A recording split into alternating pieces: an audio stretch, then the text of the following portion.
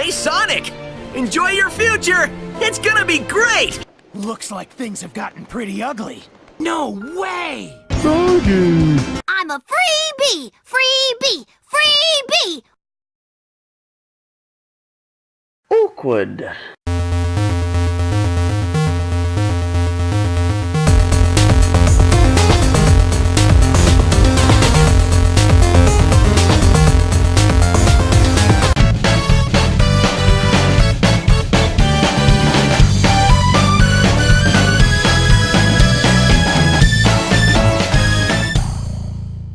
Hello everybody, Donlinedude here, and welcome to my first video game review, Sonic Generations. Sonic the Hedgehog had a tough decade during the 2000s. Many of his games released during that period were met with mixed reception from fans and critics alike. Now, as a huge Sonic fan myself, I personally don't think that all of those games were as bad as they've been made out to be. Apart from the 2006 Sonic game, which really was a rushed and convoluted mess, and another game that I can't even remember since it's so darn forgettable. The first Sonic game I ever played was Sonic Heroes on the GameCube. It wasn't perfect, but it was fun, and I still play it today. The teamwork aspect, while it was a bit gimmicky, didn't ruin the overall experience and functioned quite well within the gameplay and the level design. The same can be said of Shadow the Hedgehog in Sonic Unleashed. While there were some unnecessary additions like the redundant vehicles and chip, there were enough redeeming qualities to warrant a playthrough of both games, and the main gimmicks weren't broken, they just felt a little odd for a Sonic game. Sonic Generations celebrated the 20th anniversary of the franchise when it released in 2011, so I thought it'd be nice to open this video with a brief word about my personal history with Sega's Blue Blur. The game opens to Sonic the Hedgehog being greeted by his friends with a surprise birthday party.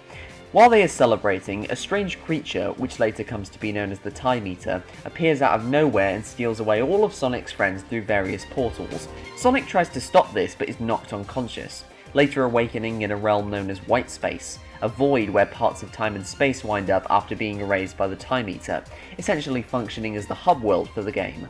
Sonic eventually meets up with a younger version of himself, referred to in promotion as Classic Sonic, and they both team up to stop the Time Eater by, of course, gathering the 7 Chaos Emeralds. And apart from the reveal of the final boss, spoilers, it's Dr. Eggman, well, 2 of him, and the ending, there isn't any plot in between. You simply race through the levels, collecting rings and emeralds and rescuing all of Sonic's friends. And I mean all of his friends, even the annoying ones. Seriously, Sonic, you couldn't just leave Charmy the Bee to be erased from existence? You'd be doing the universe a favour! The plot is more of an excuse to allow for a smorgasbord of levels from the series' history, and it's not like that's a bad thing. The Super Mario series has never been concerned with deep and complex storytelling, and it's home to some of the best platforming in gaming. Plus, this game was marking the 20th anniversary of the franchise, and Sonic Team have been criticised in the past for their plotting of the games, so it's unlikely that they wanted to take any risks with this venture. So if Generations is going to rely on anything to be a success, it has to be the gameplay. And you know what? It's fun. It's fast-paced, frenetic fun. The game is split into 2 different segments, much like Sonic Unleashed. Classic Sonic is modelled after the original design of the character and plays in a 2.5D perspective, while modern Sonic flips between 2.5D and 3D with a bigger emphasis on speed. Each feature their own unique moves, and your preference of which to play can depend on which era of Sonic you grew up with, which is perhaps why I felt more comfortable with modern Sonic. The best thing about these 2 different versions of the character is that they both do exactly what they say on the tin.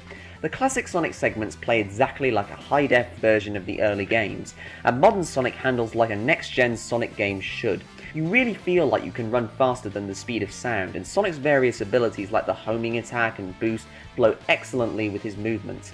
The level design is phenomenal. Sega basically cherry-picked some of the best stages in the franchise and threw them all in like a greatest hits album. It's also nice that each stage gets both a classic and a modern version. Who doesn't want to tear through the iconic Green Hill Zone at supersonic speed? And given my aforementioned fondness for Sonic Heroes, I was rather pleased to see the Seaside Hill stage make it into Generations. Certain stages also feature unique power-ups, like the skateboard in Speed Highway and the wisps from Sonic Colors in Planet Wisp, which liven up the gameplay and keep it from getting stale, though they hardly outstay their welcome. The bosses come in 2 sets. Metal Sonic, Shadow and Silver are classed as rival bosses, who are hidden in the White Space hub and need to be tracked down, whereas the Death Egg Robot, Perfect Chaos and the Egg Dragoon are gateway bosses that need to be defeated in order to progress through the classic, Dreamcast and modern eras of the hub world. While not especially challenging, they are fun to fight. There just aren't enough of them, and this leads to my only real problem with the game. Once I completed the story, there wasn't a whole lot much to do afterwards. I mean, there are several challenges for you to complete in addition to the stages, but aside from trying to get all the red rings, the post-story content is a little lacking. Personally, I feel as though the game should have taken a cue from the excellent Super Mario Galaxy games and had other playable characters as a bonus once you finish the story. Shadow instantly springs to mind, of course, but Eggman, Tails, Knuckles, Blaze the Cat, and even Vector the Crocodile would have made for some pretty good unlockables. It's not a major problem, it just takes away from the game's replayability slightly, though the nostalgia factor will inevitably suck you back in. Visually, this game is stunning. I was quite pleased to find that white space existed in the game after its appearance in the teaser trailer, rather than just being a stylistic choice by the marketing team. The stark white background accentuates the few colours displayed there, such as those of the characters, helping to give the game a sleek and polished look. The stages all breathtaking, with the classic stages masterfully updated for the next-gen systems, and there are plenty of set pieces peppered throughout them that help give the game an epic tone. The game also sounds great, for the most part. The sound effects are spot on, and the voice acting is, as always, very enthusiastic. Sonic! Tails!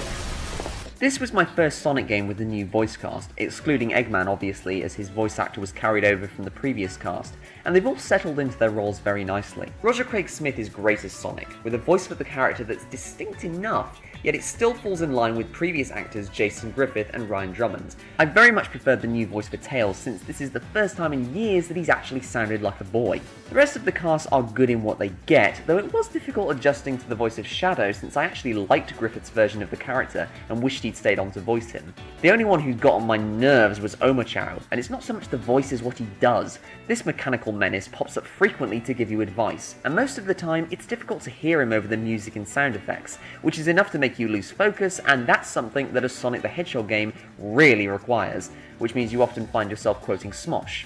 Press the A button to spin jump up to higher ground. You can attack enemies during— Shut up! Thankfully, you can turn the annoying little bugger off in the options menu. The game's soundtrack is a mishmash of music from Sonic's history, with all the tracks from the featured levels receiving classic and modern renditions. The modern Green Hill Zone in particular is a worthy update of the iconic theme, though the orchestral composition of modern Crisis City also sounds cool, and the mashup of the Seaside Hill and Lost Temple tracks for the former stage was a smart choice. Not to mention,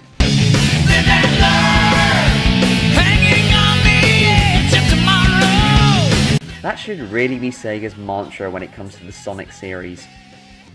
There are also several bonus songs you can unlock by progressing through the game, which you can then choose to play in the stages, and that's a nice touch. Despite a few shortcomings, this game looks, sounds, and plays brilliantly, and it was a fantastic way of celebrating 20 years of Sonic the Hedgehog. I'm giving Sonic Generations